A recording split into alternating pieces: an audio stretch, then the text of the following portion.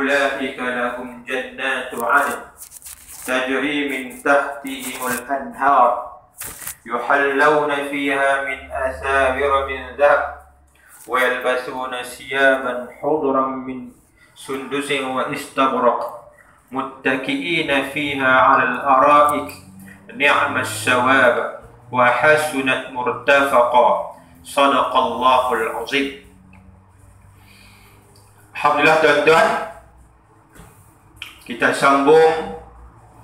Minggu lepas kita baca ayat, antaranya Allah Subhanahu wa ta'ala memerintahkan Nabi dan memerintahkan kita supaya membaca Al-Quran Al-Karim. Apabila kita membaca Al-Quran, di dalam Al-Quran ada banyak perintah dan larangan. Apabila kita nak melaksanakan perintah, nak meninggalkan larangan, maka di sana akan ada sahaja ujian-ujian. Maka untuk menangani ujian tersebut, Al-Quran perintahkan kita supaya sabar. Wasbir nafsaka ma'al ladzi la yad'una rabbahum bil ghadati wal 'ashyi yuriduna wajha. Jadi tuan-tuan muslimin dan muslimat yang dirahmati oleh Allah Subhanahu wa ta'ala, malam ini pula ayat yang ke-29, Allah Subhanahu wa ta'ala juga memulakan ayat dengan perintah wa qul. Kemudian dia nak sambung, dia kena bariskan kasrah, wa qulil haqqu mir rabbikum. Dan kata olehmu. Mu di sini merujuk kepada Nabi sallallahu alaihi wasallam. Dan kata olehmu, Quran itu sebenar daripada kalam Tuhan kamu. Jadi dalam dakwah Nabi, dalam seruan Nabi, kesemuanya adalah berbentuk wahyu daripada Allah. Allah nak habaq di sini apa yang disampaikan di dalam Al-Quran itu benar-benar daripada Tuhan, bukan daripada Nabi, bukan daripada sesiapa. Termasuklah tentang kisah Ashabul Kahfi. Itu merupakan sebenar-benar kisah yang datangnya daripada Tuhan kamu. Wa qulil haqqu mir rabbikum. Dan katakanlah oleh engkau hai Muhammad, kebenaran itu, kandungan Al-Quran itu benar-benar daripada Tuhan kamu. Faman syaa'a falyu'min wa man syaa'a falyakfur. Maka barang siapa yang kehendak beriman dengannya, barang siapa yang nak beriman dengan Al-Quran itu, maka hendaklah beriman ia. Dan barang siapa yang hendak kufur, maka kufur ia. Sama sahaja pada Allah Ta'ala iman kamu dan kufur kamu. Jadi siapa yang nak beriman dengan Al-Quran, dengan keterangan yang dibawa oleh Nabi Muhammad, maka beriman dia. Sesiapa yang tak mau beriman, nak kafir, maka kafir ia. Ayat ini tuan-tuan ada beberapa tafsiran. Tafsiran yang pertama, kalau ikut terjemahan yang diterjemahkan oleh muallif kitab ini, nampak di sudut zahirnya pilihan. Siapa yang nak beriman, iman. Siapa yang tak mau, tak apa, kafir dia. Ini merujuk kepada apabila Allah ciptakan manusia, laqad khalaqnal insana fi ahsani taqwim. Allah ciptakan manusia ini sebaik-baik bentuk. Sebaik-baik bentuk ni tuan-tuan, antaranya Allah bezakan manusia dengan binatang adalah akal. Jadi Allah bagi akal kepada manusia, Allah datangkan bukti-bukti. Antaranya bukti-bukti untuk kita kenal Allah, melalui ayat-ayat Al-Quran. Kita baca, manusia baca, akailah buat pilihan. Sama ada dia nak beriman ataupun dia tidak dia tak mau beriman. Jadi faman syaa falyu'min, siapa nak beriman terserah pada dia. Wa man syaa falyakfur, barang siapa yang tak mau beriman maka hendaklah dia kafir.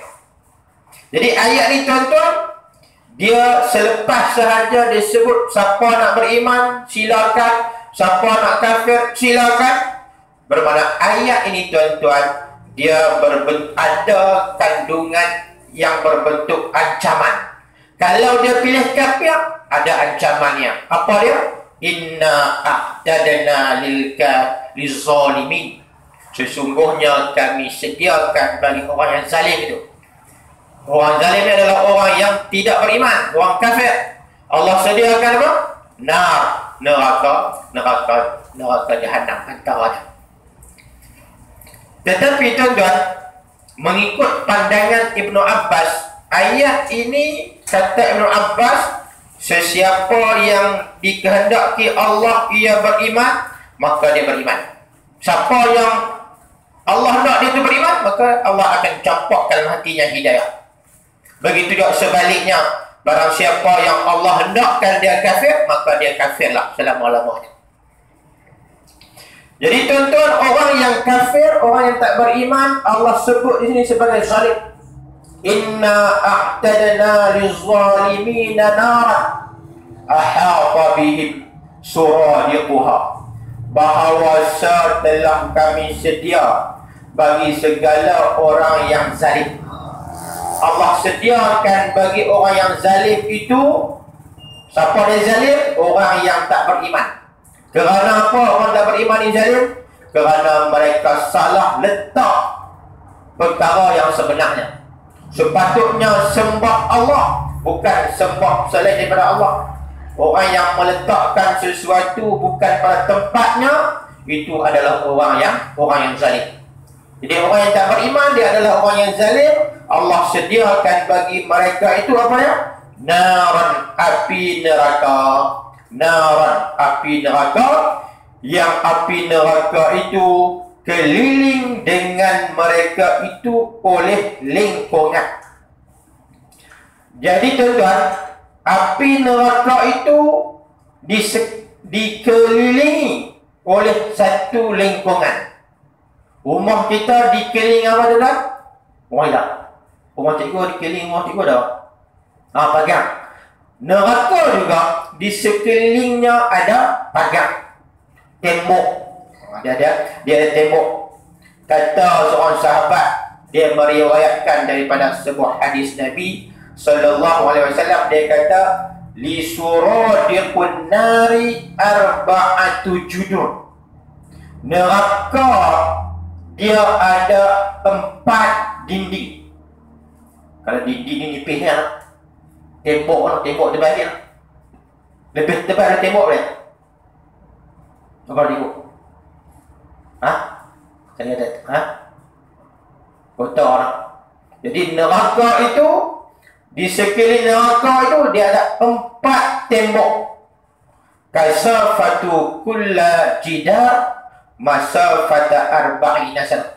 Satu-satu tembok itu, keluasan tembok itu, tebal tembok itu adalah, kata Nabi, perjalanan dia tu memakan masa 400 tahun. 400 tahun satu tembok. Ini nak menggambarkan bahawa tak ada siapa yang boleh lari daripada neraka. Kita masuk penjara, kita boleh lari dia. Kalau kita berani ya. Kalau masuk neraka ni, siapa pun dia tidak boleh menyelamatkan diri. Yang sebab tu Allah sebutkan nar ahata bihim suradiquha. Kemudian itu gambaran awal tentang neraka, bahawa tidak ada siapa yang boleh melarikan, menyelamatkan dirinya. Penduduk neraka ni, mereka diseksa, tidak ada satu saat pun dihentikan. Apabila mereka diseksa, tidak ada satu saat diberhentikan, mereka tak akan mati. Maka sampai saat wa in yastaghisu yughasu bima'in kalmuhli, dan jika minta tolong mereka itu ahli neraka. Ahli neraka minta tolong. Minta tolong apa? Dengan air. Mereka minta air. Ditolong mereka itu dengan air hangat. Bima'in kalmuhli. Mereka minta dan mereka akan dihulurkan satu minuman kalmuhli, air seperti al-muhli. Ini contoh. Jadi kalau kita duduk pergi kedai makan, dia main order nak apa? Sejuk ke panas kan? Minta saja order dia neraka ni, dia tak nak bagi sejuk lah. Dia tak akan letih, tarik, teh, melo, tak. Terus dia akan bagi bima'in kalmuhli. Air neraka itu seperti kalmuhli. Kalmuhli ni diterjemah di sini air hangat seperti tahi minyak. Air hangat seperti tahi minyak. Dan kitab ni kitab orang Kedah. Kan? Dia punya contoh-contoh terang orang Kedah kan? Macam di juz yang pertama tu, macam mana dia nak nampak tanda adanya Allah dia nak. Dia kata adanya tahi lembu, mana dah? Adanya lembu. Kan? Dia nak nampak adanya alam, tanda adanya Allah. Jadi di sini dia buat contoh pula, hangat air yang diminta dalam api neraka itu seperti tahi minyak lekat di kaki. Kaki apa tu ni? Kaki apa? Kaki botol. Bawa talang. Betul. Ejaan lama. Ataupun kitab ni salah hijau. Wallahu a'lam. Jadi tahi minyak lekat di kaki botol itu api, contoh dari contoh. Air yang begitu panas seperti tahi minyak yang lekat di kaki botol itu. Kata Imam Mujahid, minuman yang diberi itu kalmuhli itu, dia memberi makna adalah muntah dan juga darah. Ada juga ulama menafsirkan kalmuhli ini minuman yang sangat-sangat berwarna hitam. Ibnu Abbas kata air yang paling mendidih. Apa-apa pandangan pun kesemuanya merujuk kepada apa air yang disediakan adalah air yang begitu hina, yang berbentuk siksaan kepada penduduk neraka. Apabila mereka diberikan minuman kalmuhli ini, yashwil hujuh, menghangus ia akan segala muka orang yang meminumnya kerana sangat panas.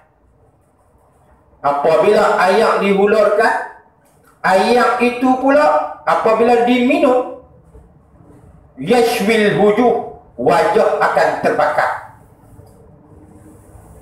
Kata satu hadis Nabi sebut tentang yashwil hujuh ni, terbakar ni, apabila diserahkan al-muhli, air yang sangat panas itu, apabila didekatkan dengan mulutnya dia nak minum, belum lagi minum, suqitat, akan gugur kulit wajahnya. Apabila dia minum sahaja, fa idza syaribahu qatta'a am'a, apabila dia minum saja tu air, maka usus-usus akan pecah. Walaupun kulit wajahnya gugur, ususnya pecah, dengan minum air tersebut, dia tetap tidak akan mati selama-lamanya. Dia terus akan disiksa oleh Allah Subhanahu wa ta'ala. Jadi tuan-tuan, kata Sa'id bin Jubair, apabila seseorang penduduk neraka itu rasa lapar, mereka akan minta makanan. Makanan yang disediakan adalah syajaratiz zakum, buah daripada pokok zakum, pokok yang berduri. Apabila mereka makan saja, akan gugurlah kulit-kulit mereka. Siapa-siapa yang lalu dan nampak penduduk neraka macam tu, dia akan kenal ini seorang yang disiksa dengan memakan buah zakum.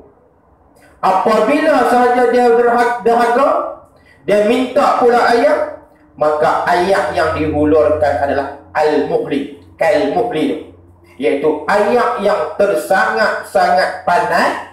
Apabila dia minum, akan gugurlah kulit-kulit wajahnya dan akan terputuslah usus-ususnya. Itulah gambaran tentang minuman yang ada di dalam neraka yang Allah sediakan kepada orang yang pilih tak mau beriman, yang pilih kafir, kufur kepada Allah Subhanahu wa ta'ala. Dan itulah merupakan bi'sasyara', sejahat-jahat minuman, seburuk-buruk minuman, iaitu minuman yang disediakan di dalam api neraka. Dalam ayat yang lain, banyak ayat yang sebut tentang minuman ni. وَسُقُوا مَاءً حَمِيمًا, dan mereka diberi minuman yang hamim, yang sentiasa bergelegak. Apabila mereka minum dia, faqatta'a am'a'ahum, maka usus-ususnya akan pecah. Kita baca surah Al-Ghashiyah, Al-Ataka Hadisul Ghashiyah. Situ ada satu ayat, fayusqa min ainin aniyah, dia akan diberi minuman daripada air yang sangat-sangat panas. Jadi minuman yang sangat panas itu, bi'sasyara', itu merupakan sejahat-jahat, seburuk-buruk minuman.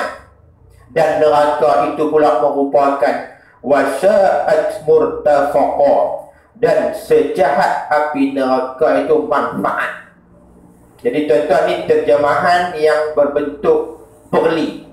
Orang yang kafir, yang tak mau percaya, yang tak mau beriman kepada Allah, tempat yang terbaik bagi mereka neraka. Yang makna yang sebenarnya wasat murtafaqah, neraka itu merupakan seburuk-buruk tempat kembali, seburuk-buruk tempat tinggal. Di sini diterjemahkan sebagai neraka itu manfaat bagi orang yang kafir, sebagai kata-kata perli. Selepas sahaja Allah sebut balasan terhadap golongan yang ingkar, yang golongan yang kafir, golongan yang tak mau beriman kepada Allah, Allah sebut pula balasan terhadap orang-orang yang beriman. Innal ladzina amanu wa 'amilus shalihat inna la nudhi'u ajra man ahsana amala. Bahawa segala mereka yang beriman dan beramal yang soleh-soleh, maka kami pahala mereka itu, kerana bahawa kami tiada mensia-siakan akan pahala mereka itu yang membaik akan kerja amalan. Tuan-tuan, dalam ayat ini Allah sebut 3. Yang pertama, innal ladzina amanu, sesungguhnya orang yang beriman. Orang yang beriman ini, dia mesti wa amilus shalihat, mereka mengerjakan amal-amal yang soleh, yang baik-baik. Inna la nudhi'u ajra man ahsana amala, sesungguhnya kami, kata Allah, tidak akan mensia-siakan ganjaran kepada orang yang melakukan sebaik-baik amalan. Yang ketiga ni tuan-tuan adalah berkaitan dengan ihsan. Jadi ayat ini sebut orang yang beriman, iman seseorang itu dia tidak boleh dimandulkan. Kalau iman dimandulkan, tidak disuburkan, dia tidak akan melakukan amal soleh. Sebab itu iman perlu disuburkan. Apabila iman itu disuburkan, maka iman itu akan menghasilkan. Apa hasilnya? Hasilnya adalah amal soleh. Amal soleh itu perlulah diperbaiki dari masa ke semasa. Itulah yang disebut sebagai ihsan. Man ahsana, orang yang memperelokkan amalan, orang yang sentiasa memperbaiki, yang memperelokkan amalannya. Tuan-tuan, iman ini terdiri daripada dua, qaulun wa fi'lun. Innal ladzina amanu, aku beriman, itu perkataan. Wa amilus solihat, mengerjakan amal soleh, itu merupakan perbuatan. Perbuatan qaul dan perbuatan, perkataan dan perbuatan iman itu dia mestilah sentiasa ditingkatkan dari masa ke semasa, perlu dipelihara supaya penghujung hayat kita ini kita akan mengakhiri dengan husnul khatimah, sebaik-baik penutup.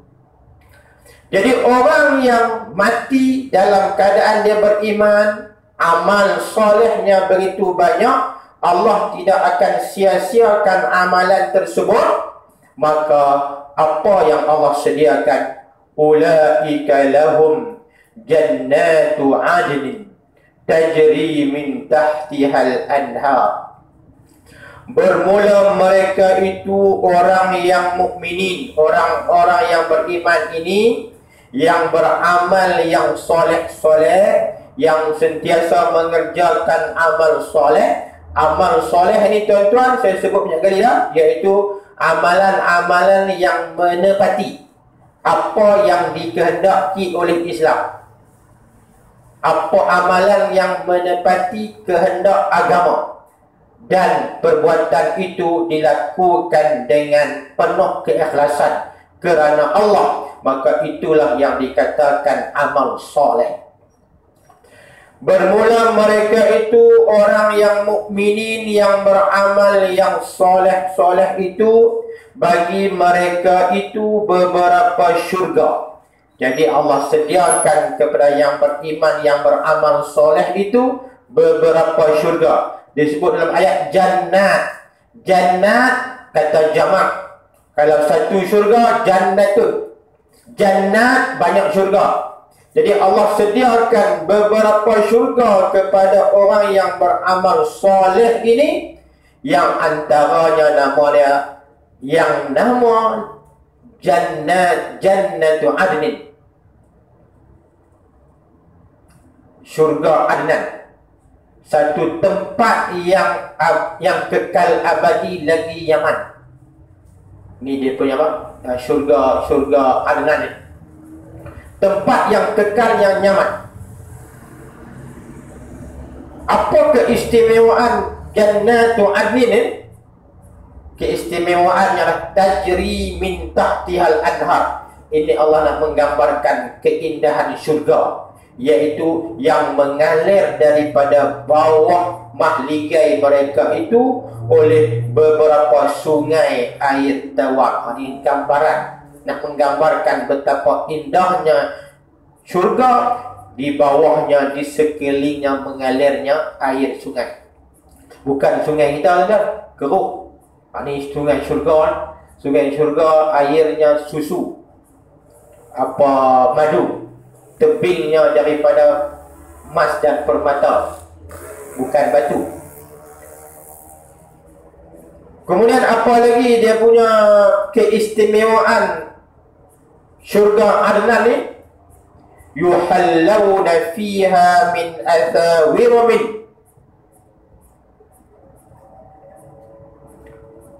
zahabin. keistimewaan penduduk yang masuk ke dalam syurga Adnan ini, diberi pakai mereka itu pada dalamnya, iaitu dalam syurga itu, beberapa gelang. Min asawir, daripada beberapa gelang tangan. Gelang tangan itu dibuat min zahabin, daripada emas. Kan gelang tangan, gelang yang dipakai itu adalah gelang yang dibuat daripada emas dan perak. Dan perak ni pengarang ambil ayat lain. Dalam ayat ni Allah Subhanahu wa taala menyebut min zahab. Zahab maknanya daripada emas, bukan min fiddah. Min fiddah disebut dalam ayat yang lain. Jadi gelang tangan yang dipakai oleh penduduk syurga Adnan ini dibuat daripada emas dan perak dan lu'lu'. Lu'lu' maknanya permata. Jadi tuan-tuan, emas yang dipakai penduduk syurga adalah daripada gelang yang dibuat daripada emas, perak dan juga permata. Penuh tempat wuduk. Maksudnya apa ni tuan-tuan? Maksudnya gelang yang dipakai oleh penduduk syurga ini, dia memenuhi tempat anggota wuduk. Kan? Kalau basuh tangan sampai kat sini, sampai kat sini lama. Jadi tempat-tempat yang wuduk, di situ Allah hiaskan dengan emas. Di sini dia tak bermain hadis. Hadis ada sebut tentang apa, tablughul hulliyatu minal mu'min haitsu yablughu al-wudu.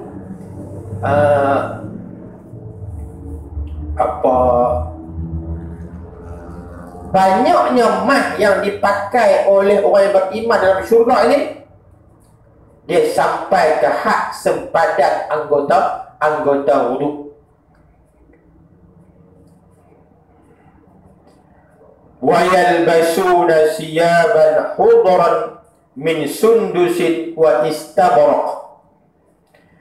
Selain daripada dihiasi dengan emas, penduduk syurga Adnan juga dan diberi pakai mereka itu akan beberapa kain, akan beberapa pakaian yang hudran, yang hijau. Jadi tuan-tuan, pakaian ahli syurga Adnan ini, pakaian adalah warnanya hijau. Allah tak sebut warna oranye, Allah tak sebut warna merah, tapi Allah sebut warna hijau. Sebab warna hijau ni warna yang indah. Sebab tu saya macam baju hijau ni tuan-tuan. Kebetulan ke Allah alam 3 hari dah kerja ni. Pakaian dia warna hijau. Sebab hijau adalah warna yang indah, warna yang menyejukkan mata memandang. Dan warna hijau ni tuan-tuan merupakan warna tumbuh-tumbuhan, warna daun-daun yang ada di pokok yang segar, warnanya adalah warna hijau. Kalau warna bukan hijau, tu tak lama dah nak gugur. Tambah warna oranye, tak lama dah dia akan gugur tuan-tuan. Jadi tuan-tuan, warna pakaian penduduk syurga adalah berwarna hijau. Dalam ilmu kesihatan juga menyebut bahawa warna hijau ni adalah sangat-sangat baik untuk kesihatan mata, sama ada bagi manusia ataupun bagi binatang. Jadi tuan-tuan, bukan saya kata warna hijau ni adalah warna yang terbaik, tetapi Al-Quran sendiri yang menyebut wa yalbasuna siyaban hudran, hijau. Pakaian penduduk syurga adalah berwarna hijau, min sundusin wa istabraq. Pakaian itu dibuat daripada sutra halus. Sundusin, sutra halus. Wa istabraq, dan juga sutra kasar. Jadi dalam syurga, pakaian yang boleh kita pakai, Allah sebutkan di sini adalah pakaian sutra. sama ada sutra halus ataupun kasar, ini nak menunjukkan bahawa mewahnya kehidupan di dalam syurga ni. Kerana pakaian-pakaian yang dibuat daripada yang mahal-mahal. Sebab itulah kata para hukama tentang pakaian yang berwarna, yang warna hijau ni, bukan saja pakaian saja, ada 3 perkara tuan-tuan yang boleh menghilangkan kedukaan. Tuan-tuan, kalau tuan-tuan rasa duka atau apa nak seronok hati kan, cari 3 perkara ni, dia akan boleh menghilangkan kedukaan. Yang pertamanya, cari air. Akan cari air. Sama ada untuk minum ataupun untuk ambil wudu. Yang keduanya, pandanglah warna hijau. Dan yang ketiganya, tengok yang cantik-cantik, yang elok-elok. Dia akan, kedukaan itu akan hilang, kata para hukama. Jadi tuan-tuan, penduduk syurga Adnan ini, mereka akan dihiaskan dengan gelang, rantai yang dibuat daripada emas. Mereka akan dipakaikan dengan pakaian yang berwarna hijau daripada sutra, sama ada sutra halus ataupun sutra yang kasar. Kemudian muttaqiina fiha 'alal araik, hal bersandar mereka itu ahli syurga pada dalamnya itu atas segala pelamin, tempat bersanding nikah.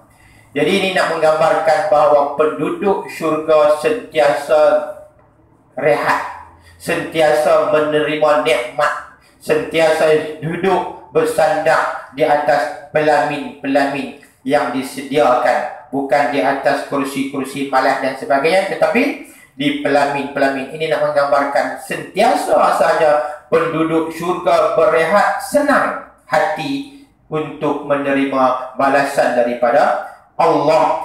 Dan syurga itu merupakan ni'mas syawab. Kalau neraka tadi Allah sebut bi'sas syawab, kalau syurga pula Allah sebut ni'mas syawab. Sebaik-baik balasan orang yang soleh itu adalah syurga.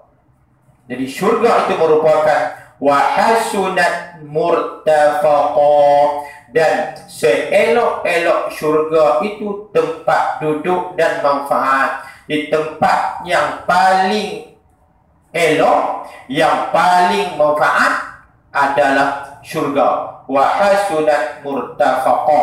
Mudah-mudahan kita semua akan menjadi penduduk syurga, yang syurga itu merupakan sebaik-baik balasan, merupakan sebaik-baik tempat kembali. Kemudian tuan-tuan, Allah Subhanahu wa taala menceritakan pula, kan dulu saya habaq tuan-tuan, dalam surah Al-Kahfi ini dia ada 4 kisah. Kisah yang pertama selesai dah kita baca, iaitu yaitu Ashabul Kahfi. Masuk pula kisah yang kedua, wadrib lahum masalan rajulain. Kisah tentang 2 orang lelaki. 2 orang lelaki yang seorang kafir, seorang lagi beriman. Yang kafir Allah bagi nikmat dunia begitu banyak. Yang beriman Allah tak berapa nak bagi nikmat di dunia lah, tetapi Allah bagi nikmat iman dan Islam kepada dia.